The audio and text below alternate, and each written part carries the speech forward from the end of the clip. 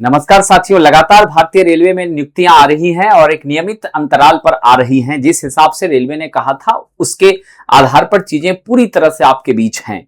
आइए, 6,557 पदों पर टेक्नीशियन का फुल नोटिफिकेशन आप सबके बीच आ चुका है।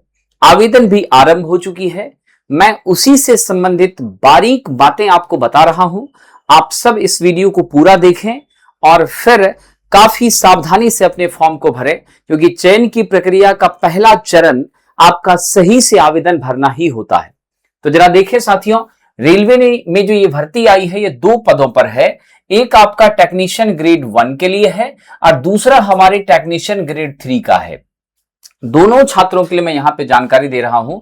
टेक्नीशियन ग्रेड 1 में सिग्नल का लेवल 5 का ये जॉब है। 29,200 आपका बेसिक पे है। मेडिकल स्टैंडर्ड यहां B1 स्वीकृत होगा और उम्र सीमा यूआर के लिए 18 से 33 रखी गई है। यानी जो कैंडिडेट 18 से लेकर 33 यूआर में है, यानी 18 से लेकर 36 आपके ओबीसी में है और 18 से लेकर आपका 38 SC/ST में है, वो यहां पर एलिजिबल हैं। इसकी टोटल 323 पोस्ट है। कितनी? 323 पद हैं टेक्नीशियन ग्रेड 1 सिग्नल के लिए। टेक्नीशियन ग्रेड 3 के लिए जो लेवल 2 का पद है 19,900, ये इनिशियल पे आपको मिलेगा। इसके लिए आपका पैरामीटर मेडिकल का अलग अलग स्टैंडर्ड दिया गया है। यहां पर उम्र की सीमा 18 से 30 रखी गई है। 6,234 पद किसके लिए हैं? आपके टेक्नीशियन ग्रेड 3 के लिए है, यानी 10th प्लस ITA वाले बच्चों के लिए है। और टेक्नीशियन ग्रेड 1 वाला जो है ये डिप्लोमा या बीटेक के छात्रों के लिए है। हम उस पर विस्तार से बात करेंगे। आप सबको एम्प्लॉयमेंट न्यूज में ये नोटिस 23 मई को आया था और 30 जून से आपका आवेदन आरंभ हो चुका है। यानी आवेदन की प्रक्रिया जो है साथियों वो प्रारंभ है और आवेदन का आखिरी दिन है साथियों आपका 29 जुलाई, यानी 29 जुलाई तक ही आपका आवेदन सबमिट होगा। और फी भरने की जो अंतिम तिथि है वो 31 जुलाई रखी गई है। आप ये ध्यान रख लीजिएगा। मॉडिफिकेशन का विंडो आपका 1 अगस्त से लेकर 10 अगस्त के बीच खुलेगा, ये आप ध्यान रखेंगे। साथ ही साथ जो कैंडिडेट स्क्राइब के लिए एलिजिबल हैं उन कैंडिडेट का 11 अगस्त से 15 अगस्त के बीच में आप स्क्राइब का डिटेल इस पोर्टल पर एप्लीकेशन के साथ भरने का काम करेंगे। तो आपके लिए इंपॉर्टेंट डेट प्राप्त हो गई कि 30 जून से लेकर 29 जुलाई तक आप फॉर्म भरेंगे। सबसे ज्यादा जो बच्चों में कंफ्यूजन रहता है वो रहता है एनसीएल सर्टिफिकेट को लेकर के। तो आप सेंट्रल लेवल का एनसीएल यहां यूज करेंगे और वो एनसीएल निश्चित रूप से 1 अप्रैल 2026 के बाद का बना होना चाहिए। ईडब्ल्यूएस भी 1 अप्रैल 2026 के बाद का बना होना चाहिए।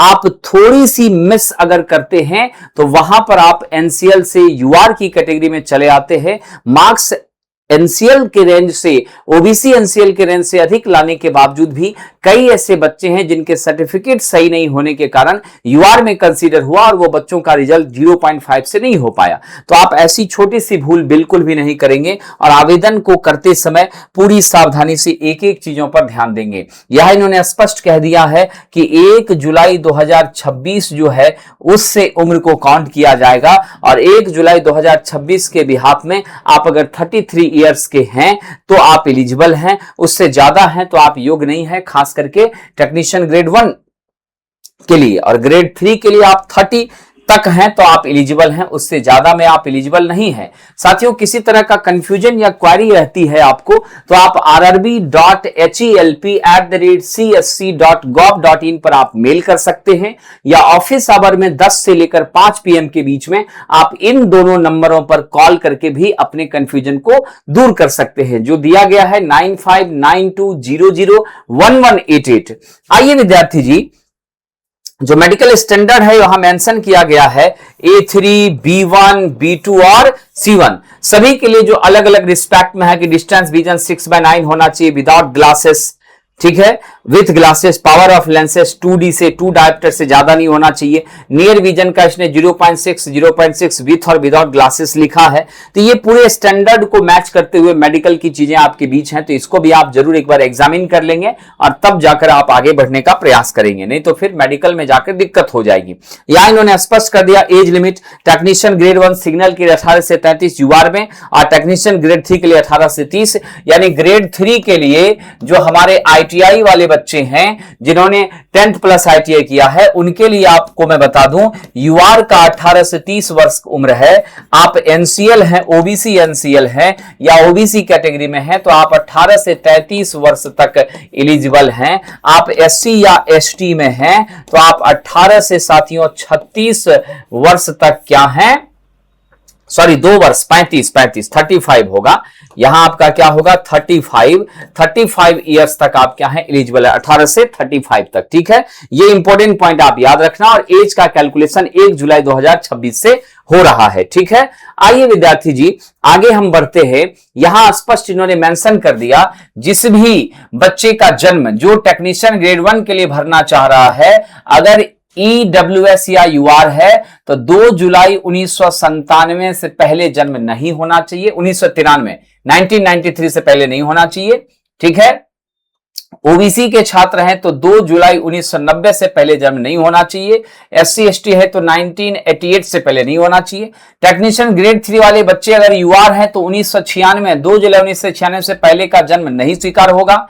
ओबीसी एनसीएल 2 जुलाई 1993 से पहले का नहीं स्वीकार होगा। एससी एसटी 2 जुलाई 1991 से पहले का स्वीकार नहीं होगा। ठीक है, ये ध्यान रखिएगा साथियों, यानी डेट ऑफ बर्थ जो है सभी कैंडिडेट का नॉट लेटर देन 1 जुलाई 2008 याद रखिएगा। 2008 के बाद वाला कैंडिडेट तो उम्र ही कब होगा तो एलिजिबल ही नहीं है, मिनिमम एज का क्राइटेरिया को ही फुलफिल नहीं कर पाएगा, तो उससे कम वाला बच्चा नहीं आएगा। ठीक है, यहां देख लीजिए एजुकेशन क्वालिफिकेशन की बात हो रही है, उन्होंने स्पष्ट कह दिया है candidate already have education technical qualification as per the recruitment notice. अब यहां पर देख लीजिए रिक्रूटमेंट का जो इंटाइटल आएगा उसके अंदर भी आपको एलिजिबिलिटी का पूरा रहेगा, खांचा बना हुआ रहेगा। अब यहां है कि एजुकेशनल टेक्निकल जो भी बच्चे फाइनल ईयर में हैं, एग्जाम दे दिया, रिजल्ट नहीं आया है, वेटिंग में है, वो यहां योग्य नहीं है। आपका फाइनल सर्टिफिकेट होना ही चाहिए हाथ में, तभी जाके आप इस फॉर्म को भरिएगा। Diploma degree in engineering will not be accepted in life course completed act apprenticeship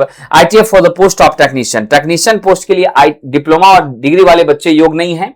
आपके जो हमारा टेक्नीशियन ग्रेड 3 का पोस्ट है उस पर सिर्फ ITA का बच्चा ही क्या होगा एलिजिबल होगा, जो NCVT SCVT से मान्यता प्राप्त है, या फिर आपका act course completed act apprentice यानी CCAA के माध्यम से भी क्या है, अगर बच्चा वहां से भी एक्सेप्ट है तो भी चलेगा। ठीक है, आइए विद्यार्थी जी यहां पर हम चर्चा कर रहे हैं कि आपका कैंडिडेट विल हैव पे प्रिस्क्राइब्ड फी, यानी आपको फी कितनी लग रही है, तो आपको लग रही है 500 रुपीज यूआर के बच्चों के लिए। ठीक है, और जो हमारे SC ST एक्स सर्विसमैन या फीमेल कैंडिडेट हैं या आपका इकोनॉमिकली वीकर बैकवर्ड क्लास के बच्चे हैं तो उन बच्चों को मात्र 250 लग रहा है। सीबीटी में अपीयर होने पर यह पैसा आपका रिफंड हो जाएगा और यूआर के बच्चों को 400 रुपए रिफंड होगा और हमारे SC ST के बच्चों को 250 क्या होगा रिफंड हो जाएगा। ठीक है जी, चलिए आगे बढ़ते हैं। आगे यहां पर जो अत्यंत महत्वपूर्ण जानकारी है, सारी चीजें तो ऑनलाइन ही आपको फिल करनी है, इसमें कोई शक नहीं है। जो सबसे महत्वपूर्ण बात है वो मैं यहां बता रहा हूं, आपके रिक्रूटमेंट प्रोसेस क्या है। तो सबसे पहली और महत्वपूर्ण चीजें ध्यान दीजिएगा, रिक्रूटमेंट प्रोसेस में ग्रेड 1 के बच्चों के लिए स्पष्ट यहां मेंशन किया गया है 3 प्रोसेस है। आपका पहला कंप्यूटर बेस्ड टेस्ट होगा, ऑनलाइन एग्जाम होगा, दूसरा डॉक्यूमेंट वेरिफिकेशन होगा और तब लास्ट में मेडिकल एग्जामिनेशन होगी, फिर मेरिट लिस्ट और आपका चयन माना जाएगा। ठीक है, तो हम ग्रेड 1 के बच्चों के लिए बता रहे हैं जो CBT 1 होगा लेवल 5 में टेक्नीशियन ग्रेड 1 सिग्नल के लिए, उन बच्चों को 100 क्वेश्चन पूछा जाएगा। कितना क्वेश्चन पूछा जाएगा ग्रेड 1 में? ग्रेड 1 के बच्चों के लिए 100 क्वेश्चन पूछा जाएगा। टाइम आपका विद्यार्थी जी 90 मिनट रहेगा। कितना रहेगा? 90 मिनट रहेगा। 1/3 आपकी क्या रहेगी? निगेटिव मार्किंग रहेगी। यानी टाइम मैनेजमेंट आपको बहुत यहां पर वैल्यूएबल होगा, इसमें कोई शक नहीं है। अब जो CBT 1 हो रही है, एक ही एग्जाम है, तो ग्रेड 1 के लिए जो एग्जाम है उसका सिलेबस भी दे दिया गया है। जीके आपको पढ़ना है, जनरल अवेयरनेस पढ़ना है, बेसिक कंप्यूटर एंड एप्लीकेशन पढ़ना है, मैथमेटिक्स पढ़ना है, बेसिक साइंस एंड इंजीनियरिंग है जिसमें फिजिक्स के भी पार्ट हैं, साथ ही साथ आपके कुछ टेक्निकल जैसे basic electronics, digital electronics, electronic devices है, आपका सिस्टम है, एलईडी, एलसीडी, पैनल, ट्रांसड्यूसर, ये सब भी पढ़ना है। तो जो एक रफ आइडिया इन्होंने दिया है वो इन्होंने कहा है कि टेंटेटिव हो सकता है, इसमें आगे पीछे भी नंबर हो सकता है, लेकिन एक आइडिया इन्होंने दिया है कि 10 क्वेश्चन जनरल अवेयरनेस से ग्रेड 1 वालों को पूछेंगे, रीजनिंग वगैरह से 15 क्वेश्चन होंगे, बेसिक कंप्यूटर एप्लीकेशन से 20 क्वेश्चन होंगे, मैथ से 20 होंगे और 35 क्वेश्चन बेसिक साइंस इंजीनियरिंग से होंगे। टोटल 100 आपका हो गया ग्रेड 1 वालों के लिए। अब आते हैं ग्रेड 3 वाले बच्चों के लिए। जिस ग्रेड 3 में हमारे ITI प्लस, जिन बच्चों ने 10th प्लस ITI किया है वो यहां पर एलिजिबल हैं। उन छात्रों के लिए मैं बता दूं कि आपका जो एग्जाम का पैटर्न है उन बच्चों के लिए भी 100 क्वेश्चन पूछा जाएगा। टाइम उनके लिए भी कितना रहेगा जी? 90 मिनट रहेगा और उन्हें भी 1/3 नेगेटिव मार्किंग का सामना करना पड़ेगा। टाइम मैनेजमेंट, रॉन्ग क्वेश्चन को अटेम्प्ट ना करना, ये सारी चीजें ध्यान रखी जाएंगी। यहां पर भी सिलेबस आपको विभाग का मेंशन कर दिया गया है। जनरल साइंस में आपका physics, chemistry, life sciences, biology, यानी ये सारी चीजें हैं। जनरल इंटेलिजेंस, रीजनिंग है, मैथमेटिक्स है, आपका जनरल अवेयरनेस है। उनका जो मार्क्स ब्रेकअप है 25 क्वेश्चन मैथ से रहेगा, रीजनिंग से 25 रहेंगे, जनरल साइंस यानी फिजिक्स, केमिस्ट्री, बायोलॉजी से 40 रहेंगे और आपका जनरल अवेयरनेस से 10 रहेगा। टोटल 100 क्वेश्चन रहेंगे। और जब आप ये एग्जाम क्वालिफाई करते हैं तो फिर आपको डीवी के लिए पहुंचना पड़ेगा। और सबसे महत्वपूर्ण चीज है आपके मैट्रिक का डेट ऑफ बर्थ। मैट्रिक के सर्टिफिकेट पर जो डेट ऑफ बर्थ है वही डेट ऑफ बर्थ आपको फॉर्म भरते समय देना है और उसमें कोई भी गड़बड़ी अगर होती है तो किसी भी कीमत पर बोर्ड स्वीकार नहीं करेगा। एक ही जोन से आप फॉर्म अप्लाई करेंगे, एक ही पोस्ट, मतलब एक ही जोन से आप अप्लाई करेंगे, ऐसा नहीं कि 2-3 जोन से करेंगे। इस तरह की गलती करने पर बड़ी दिक्कत हो जाएगी। अगर आपका ग्रेजुएशन और आपका ITI दोनों का सेम सेशन है तो आप ऐसी गलती नहीं करेंगे कि दोनों चीजों पर रेलवे में आप अप्लाई कर दें। आप या तो ITI के आधार पर करेंगे या नहीं तो आप ग्रेजुएशन के आधार पर करेंगे। दोनों में आप अप्लाई करेंगे तो बाद में डीवी में पकड़े जाएंगे और फिर आपको खाना भी फ्री और रहना भी फ्री हो जाएगा। आपके लिए काफी दुखद स्थिति हो जाएगी। साथियों, मैं विस्तार से इस पर चर्चा करूंगा कि किस बोर्ड में, किस वाले सेक्शन में इलेक्ट्रीशियन के बच्चों के लिए कितनी सीटें हैं, वो सब यहां मेंशन की गई हैं। ग्रेड 1 सिग्नल के लिए बताया गया है कि भाई साहब आपका यहां पर 5th लेवल में क्वालिफिकेशन इन्होंने बता दिया है कि BSc आपका होना चाहिए इलेक्ट्रॉनिक्स या कंप्यूटर साइंस से या इंस्ट्रूमेंटेशन से, किसी मान्यता प्राप्त यूनिवर्सिटी से, या 3 साल का डिप्लोमा होना चाहिए आपका इंजीनियरिंग में। खास करके जो आपका स्ट्रीम है इंजीनियरिंग का